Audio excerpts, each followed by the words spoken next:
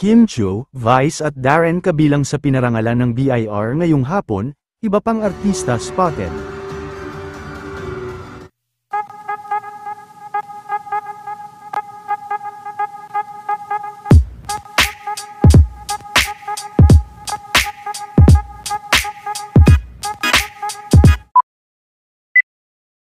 Matapos sa showtime ay kaagad naman na dumiretso si Kim sa awarding ng BIR sa mga artista na may malakiang ambag at patuloy na nagbabayad ng mataas at tamang buwis.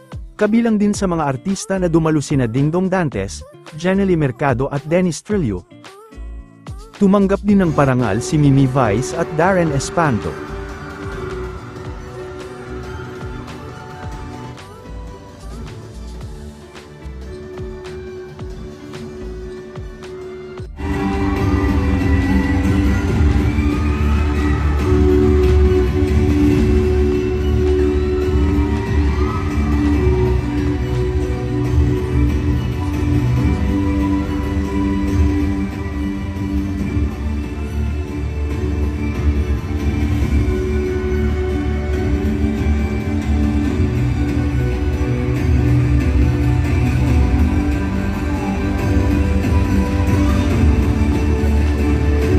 Ms. Kim, congratulations. We would like to say a few words, please, to our taxpayers and sa BIR as well.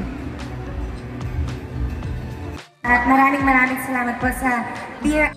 Maraming salamat po sa BIR for this recognition, and may this award inspire other people na paying our taxes is not just our duty, but this is also a contribution for a better country.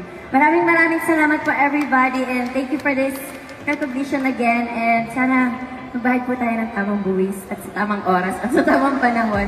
And mabuhay po ang lahat ng mga Pilipino. What a beautiful message, Kim. Thank you so much. Once again, congratulations. Maraming salamat. Thank you. Thank you. Miss Kim too. Woohoo! Quezon City.